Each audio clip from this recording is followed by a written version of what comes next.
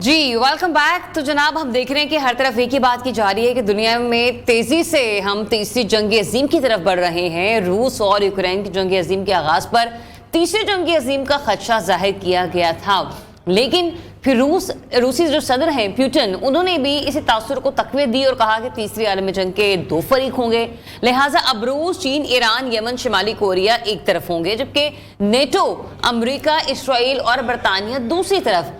تاہم اسرائیل پر ایرانی حملے کے بعد ان خبروں میں مزید تیزی آ گئی ہے اور ایران کے بیان سے بجا طور پر یہ نتیجہ اخذ کیا جا سکتا ہے کہ یہ حملہ فلسطینیوں کی محبت میں نہیں بلکہ شام میں 1 اپریل کو ہونے والے ایرانی سفارت خانے پر حملے کے رد عمل کے طور پر کیا گیا. بالکل، اور تیسری عالمی جنگ کو کوئی پہلی جنگ عظیم اور دوسری جنگ عظیم کی طرح بالکل بھی نہیں ہوگی، اور نہ ہی یہ سالوں پر محیط ہوگی، کیونکہ اب ٹیکنالوجی بدل چکی ہے. ایٹمی حملوں سے زمین ختم تو نہیں ہوگی لیکن برباد ضرور ہو جائے گی. آج ہم اس موضوع پر ماہر علم نجوم سے دریافت کریں گے کہ کیا انسانیت ایک خوفناک تصادم کی طرف بڑھ رہی ہے یا بڑھنے والی ہے. بہت سے لوگ اس حوالے سے پیشن گوئیاں کر رہے ہیں، اور اس حوالے سے پہلے بھی بہت سارے بیانات لوگوں کے سامنے آ چکے ہیں کہ 2024 جو ہے اس میں تیسری عالمی جنگ ہو سکتی ہے. اسٹرالوجر محمد اسامہ علی نے ہمیں جوائن کیا ہے، ان سے اس حوالے سے مزید بات کریں گے. اسامہ، بہت شکریہ آپ کے وقت کے لیے.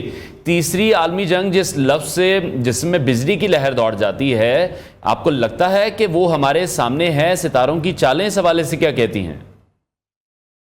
جی بسم اللہ الرحمن الرحیم، اللہم صلی علی محمد وعلی آل محمد. دیکھیں، میں نہیں سمجھتا کہ آپ لوگوں کو اب جو ایسٹرالوجرز کی یا ان کی ضرورت رہ گئی ہے باقی اس بات کو سمجھنے کے لیے، کیونکہ اس ٹائم 6 ملک آپس میں ڈائریکٹلی انوالو ہو چکے ہیں اس جنگ میں. آپ نے دیکھا کہ ایران نے جب اٹیک کیا تو اس نے اپنے 3 مختلف ممالک سے، تقریباً 4 کا کہنا ہے، 3 ممالک سے اکٹھا اٹیک کیا. اور یہ جب 1 یا 1 سے زیادہ ممالک انوالو ہو جائیں کسی بھی جنگ میں تو ایک بڑی جنگ کی جیسے کہتے ہیں کہ ابتدا ہوتی ہے، اور وہ ہو چکی ہے. اور ابھی بھی بس ہم محسوس نہیں کر رہے. لیکن یہ آپ کو یاد ہوگا جب ایک پہلے کسی ہم نے پروگرام میں اس پہ بات کی تھی کہ یہ جو حماس کا جب یہ معاملہ شروع ہوا تو یہی بات تھی کہ یہ ایک بہت بڑی جنگ کی ابتدا ہے. اور ابھی بھی لوگ اس کو ایران، اسرائیل یا حماس اور فلسطین ایشو سمجھ رہے ہیں، حالانکہ یہ جنگ ٹیکنیکلی اگر روایات کی روشنی میں بھی دیکھیں تو مجھے اب ایسا محسوس ہو رہا ہے کہ یہ عربوں کے سر پہ اصل میں منڈلا رہی ہے.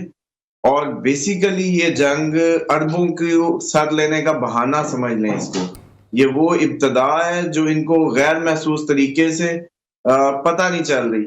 اس کی میں 2-3 آپ کو دلیلیں دے دیتا ہوں. ایک روایت ہے کہ عرب کا خون بہے گا اس حد تک کہ 100 میں سے 1 باقی رہ جائے. اب دیکھیں، آج سے بہت سال پہلے تک تو 80s سے پہلے جب اٹامک بامز اتنے نہیں تھے اور کنٹریز اٹامک پاورز نہیں رکھتے تھے تو اس وقت تو شاید ہمیں محسوس نہ ہوتا کہ اس طرح سے اتنا ہی انسان کیسے مارا جا سکتا ہے. لیکن آج جس ماحول میں ہم بیٹھے ہیں، اور جب امریکی بڑی بیڑے جو ہے اور ان کی میرینز آ کے اسرائیل کی بہانے اس سمندر میں کھڑی ہیں، اور ٹریک ریکارڈ امریکہ کا آپ کے سامنے ہے کہ پوری دنیا میں انسانیت کی جتنی مرضی اس نے باتیں کی ہیں، لیکن دنیا میں اگر اٹامک حملہ کیا تو اسی نے کیا ہے جو جاپان میں ہیروشیما پہ کیا تھا. تو اگر اس سارے تناظر کو سامنے رکھے ہیں، اور جب پیوٹن نے کہا اس کو کہ تم یہ اتنے بیڑی بیڑے لے کے کیا صرف یہ حماس کے لیے آئے ہو، تم ادھر کیا کرنے آئے ہو، تو اسی طریقے سے آپ دیکھ رہے ہوں گے کہ جب بھی امریکہ کوئی بیان دیتا ہے یا آگے ہونے کی کوشش کرتا ہے تو رشیا پیچھے آ کے کھڑا ہو جاتا ہے. تو یہ بتائیے گا پھر علی کہ اس وقت آپ کو کیا لگ رہا ہے کہ ستاروں کی صف بندی کس طرف اشارہ دیتی ہے کہ کون سے ممالک کس کی طرف ہوں گی؟ پاکستان کا کردار بھی بتائے گا، اور دوسرا یہ بھی کہ نیتن یاہو تو صاف واشگانہ الفاظ میں کہہ رہے ہیں کہ اگر ایران پر حملہ ہوتا ہے تو ہم اس کے ساتھ کھڑے ہوں گے. تو یہاں پر ایران پر حملہ کریں گے، منہ توڑ جواب دیا جائے گا، یہ سٹیٹمنٹ پاس آن کی طرف سے کی گئی. تو آپ کو نہیں لگتا کہ یہ بہت ایک ڈینجرس سٹیٹمنٹ ہے جو ان کی طرف سے پاس آن کی گئی؟ دیکھیں، آپ لوگ اگر اس جنگ کی ابتدا چیک کریں نا تو اسرائیل کا رویہ شروع سے ہی جارحانہ رہا اس جنگ کو لے کے، اور انہوں نے ابھی تک کسی قسم کا کسی کا نہ سنا، نہ یو این او کی کسی ملک کی بات سنی. اور اب بھی وہ اگر انہوں نے کہا ہے تو وہ حملہ کریں گے اور ایران کو اس کا جو ہے وہ جواب دیں گے. اور بلکہ یہ ان کو بھی پتا تھا کہ ایران کو وہ لائے ہی اس نقطے تک ہیں، جیسے آپ نے گفتگو کے شروع میں کہا کہ یہ فلسطین کی محبت میں نہیں اپنے جو امبیسی پہ اٹیک ہوا اس کا جواب تھا. حالانکہ اس میں تھوڑا سا آپ لوگ اس چیز کو آبزرو کریں کہ جس دن حماس نے اٹیک کیا تھا اس دن بھی ایران پہ الزام لگ رہا تھا، کیونکہ حماس کو شام کے ذریعے پوری مدد ایران کر رہا ہے. اور یہی اس کو اس حملے کا جو اس کے سفارت خانے پہ جو حملہ ہوا ہے یہ بھی اسی لیے ہوا ہے کہ حماس کو دی جانے والے جتنے میزائلز ہیں حزب اللہ کے ذریعے مدد ہو، وہ شام کے ذریعے وہ ایران کر رہا ہے، کیونکہ ان کے تو وسائل ہی اتنے نہیں ہیں حماس کے پاس کہ وہ اس سب کو کر سکے کیری اتنا بڑا آپریشن. تو ٹیکنیکلی ان کو بھی پتا تھا کہ اس کے پیچھے ایران ہے، اسی لیے انہوں نے کہا کہ تم جو چھپ کے سامنے نہیں آ رہے تو ہم تمہیں ڈائریکٹ انوالو کر لیں. تو یہ اسی کا بہانہ بنا ہے اور اب یہ ڈائریکٹ انوالو ہو گئے ہیں. تو اسامہ ابھی خدا نہ خواستہ اگر تیسری عالمی جنگ ہوتی ہے تو اس میں پھر پاکستان کا کردار کیا دیکھ رہے ہیں آپ؟ دیکھیں پاکستان کو ڈائریکٹلی ابھی اس میں نہیں جانا. پاکستان کی جو انگیجمنٹ ہے وہ ہماری انڈیا کے ذریعے ہوگی یا افغانستان، دو ہمارے پاس آپشنز ہیں. اب اس میں سمجھا دیتا ہوں کہ دیکھیں اگر تو آپ کی جو امریکن سائڈ کے پریشر انڈیا پہ ہے کہ ہم پہ اٹیک کیا جائے، اور چائنا کا یہ جو کراکرم والی سائڈ اور اس کو بلاک کریں، چائنا کو ٹف ٹائم دیں، کیونکہ چائنا بھی ان کے پیچھے کھڑا ہے اس ساری جنگ میں جو مڈل ایسٹ میں اب کھیلی جانا ہے پلے. اس میں رشیا چائنا ایک ہی پیج پہ ہے اور دونوں کہہ رہے ہیں کہ ہم مطلب چائنا اتنا کھل کے نہیں ہے، لیکن رشیا جیسے کہہ رہا ہے کہ ایران پہ اٹیک ہوا تو ہم آ جائیں گے، ڈائریکٹ انوالو ہو جائیں گے. بلکہ آپ کے ناظرین کے لیے ایک اور بھی روایت بیان کر دوں کہ یہ جو شام پہ ترکوں کے آنے کی ایک حدیث ملتی ہے کہ شام پہ ترک آ کے بیٹھ جائیں گے. اب وہ اس میں بھی روایات میں دو طرح ہے کہ رشینز کو بھی ترک مانا گیا تاریخ میں کہ یہ حضرت شیس علیہ السلام کی نسل ہیں اور یہ ترک ہیں. تو یہ دو بس نشانیاں یاد رکھیں، یا جو کرنٹ ترکی آ کے بغداد میں بیٹھ جائے یا آپ کا رشین آ کے بیٹھ جائے عراق میں، تب بھی سمجھ لیجئے گا کہ اینڈ آف ٹائم کی ایک بہت بڑی حدیث وہ صحیح ہوگی کہ اس کے بعد امام مہدی کے ظہور کے قریب ہوں گے.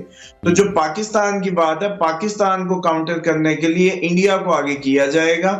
ہم ادھر مڈل ایسٹ میں نہیں آئیں گے، ہمیں انڈیا سے ہو سکتا ہے معاملہ، یا اگر ہم بالکل اسے ہم غزوہ ہند کہہ سکتے ہیں اسامہ عام اور سادہ الفاظ میں؟ جی بالکل جی. اب یہ ایسا محسوس ہونے لگ گیا ہمیں کہ یہ اگر جنگ شروع ہو گئی تو ہم ڈیفینیٹلی ہمارے پورا خطہ جو ہے ایک بوائل کرے گا، تو ہمیں بھی ایک بہت بڑی جنگ کا سامنا ہوگا. کیونکہ اس میں بھی میں آپ کو بتا دوں کہ انڈیا جیسے آپ لوگوں کو اوپر سے لگ رہا ہے بہت زبردست اور بڑا جی پراسپیریس اور ترقیاں کر رہا ہے، حالانکہ اس کی بھی بہت بڑی سٹیٹس ابھی بھی غربت کی اس میں پڑی ہیں. اور یہ جو مودی کی ساری ہے نا جو سپورٹ، وہ جسٹ اس کی پور سٹیٹس میں ہے، جبکہ اس کی جو 7 سسٹر سٹیٹس ہیں جو ایکچوئل اس ٹائم ویلدی سٹیٹ ہیں، جو ان کی سلیکون ویلی کہہ لیں، آئی ٹی ہب بن گئی ہیں، اس میں مودی کی پذیرائی نہیں ہے. تو اس نے اب اپنی الائز کو بھی سیدھا کرنے کے لیے بہانہ بنانا ہے پاکستان پہ اٹیک کا، جیسے یہ ہر دفعہ کرتا ہے. لیکن اس دفعہ جو معاملہ ہے وہ یہ ہے کہ یہ اٹیک اتنا چھوٹا نہیں ہوگا. اگر یہ جنگ شروع ہوئی تو پاکستان بھی ایک بہت بڑی جنگ میں جائے گا. ٹھیک ہے، لیکن اسامہ جس طرح سے آپ کہہ رہے ہیں نریندر مودی کے حوالے سے، جب سے وہ حکومت میں آئے ہیں تب سے ہم یہ دیکھ رہے ہیں کہ جو پاکستان کے ساتھ تعلقات ہیں ہندوستان کے وہ خراب ہی ہوئے ہیں، اور مودی صاحب نے تو یہ چاہا کہ پاکستان کے ساتھ ہر قسم کے تعلقات کا بائیکاٹ ہی کیا جائے. ابھی جس طرح سے وہاں پر الیکشنز ہونے جا رہے ہیں، الیکشن سے پہلے کوئی نہ کوئی مہم جوئی ضرور کی جاتی ہے پاکستان کے خلاف. آپ کو لگ رہا ہے کہ ایسی بھی کوئی پاسبلٹی ہے؟ جی مئی ایک اس کا ہائی ٹائم ہے اور مودی کے پاس کولیشن ہی بنانی ہے. مودی نے وہ جتنا شو کر رہے ہیں اکثریت، وہ اکثریت اتنی نہیں لے پائیں گے. اور میں سمجھتا ہوں کہ وہ جو ان کا اکھنڈ بھارت کا خواب دیکھ رہے ہیں، جس کی خاطر وہ اپنے ارد گرد ممالک میں اپنی انفلوئنس گورنمنٹس مینیج کرنے کی بھی امریکہ کے ذریعے انہوں نے کوشش کی ہے، اور وہ اکھنڈ بھارت کے نام پہ ہی اس دفعہ بھی الیکشن لڑیں گے. اور اس کے لیے ان کو ڈیفینیٹلی پاکستان کی یہ سائڈ جو اکھنڈ بھارت کی، جو کشمیر، گلگت اور یہ ساری، اس پہ کچھ نہ کچھ ان کو دکھانا پڑے گا. تو چانسز ہوں گے کہ ہم پہ جو ہے اٹیک وہ کریں، اور اس کے بہت ہائی چانسز ہیں. اچھا ٹھیک اسامہ ایک معاملہ یہ بھی ہے کہ جو عرب ممالک ہیں اسپیسیفکلی جو مسلم کنٹریز ہیں ان کا کردار کیا ہوگا؟ یہ تو بس اب وہ معصوم بکری کا طرح جو ہے شکار ہوں گے، کیونکہ ان لوگوں کو یہ محسوس ہی نہیں ہوا کہ مثال کے طور پہ اب آپ ہوں ہم ہوں ایک گھر میں رہتے ہوں 10-12 بہن بھائی ہوں یا کچھ بھی ہو، تو ہمارا ایک بھائی اگر آپ نکلے باہر اس کو کوئی مار دے، دوسرا نکلے مار دے، تو پھر ہم یہ سوچتے رہے کہ یہ مار رہا ہے کوئی نہیں، میرے لیے یہ مسئلہ نہیں ہے۔ ایکچولی عرب کے جو ایتھنیکلی ان کے ستاروں کی اگر روشنی میں دیکھیں نا، تو ایتھنیکلی ان کے سر پہ یہ موت منڈلائی، انہوں نے سمجھا یہ صرف فلسطینیوں کا خون بہہ رہا ہے، حالانکہ فلسطینی تو پھر میں سمجھتا ہوں مر کے زندہ ہو رہے ہیں، یہ زندہ ہو کے مرنے والے ہیں، کیونکہ ان کے اندر وہ حریت ختم ہو گئی اور وہ سینس ایکیومن اصل میں انہوں نے لیک کر دیا، جس سے انسان بھانپ لیتا ہے خطرے کو۔ ان کی سینسز ہی نہیں کام کر رہی کہ یہ سب کچھ جو مذاق ہو رہا ہے یہ ایکچولی ان کے لیے ہے۔ اب دیکھ لیں آپ کہ ٹیکنیکلی آج سے ایران اور سعودیہ آپس میں بڑا عرصہ مخالف رہے، اور این اس موقع پہ دونوں نے، سعودیہ نے کہہ دیا کہ میں ایران کے خلاف نہیں جاؤں گا یا اڈے نہیں دوں گا، قطر نے بھی کہہ دیا، کویت نے بھی کہہ دیا، سچویشن کی کس سائڈ پہ آ کے چپ کر کے یہ کھڑے ہو گئے۔ اب ایران اور یہ شام، لبنان، اردن کہہ رہا ہوں یمن جب یہ کریں گے مل کے اٹیک، تو ڈیفینیٹلی اسرائیل نے بھی آگے سے شروع کرنا ہے کام، اور ان کی عوام جو پریشر بلڈ کرے گی اس کے نتیجے میں مجھے لگتا ہے کہ سعودیہ کو اور اسی طریقے سے دوسرے ممالک کو کوئی نہ کوئی سٹیپ لینا پڑے گا، تو یہ سارے ہی انگیج ہو جائیں گے اس جنگ میں۔ ٹھیک ہے، بہت شکریہ اسٹرالوجر محمد اسامہ علی ہمارے ساتھ ان کانورسیشن تھے۔ بریک لیتے ہیں، بریک کے بعد آپ کو دوبارہ join stay tuned new Pakistan.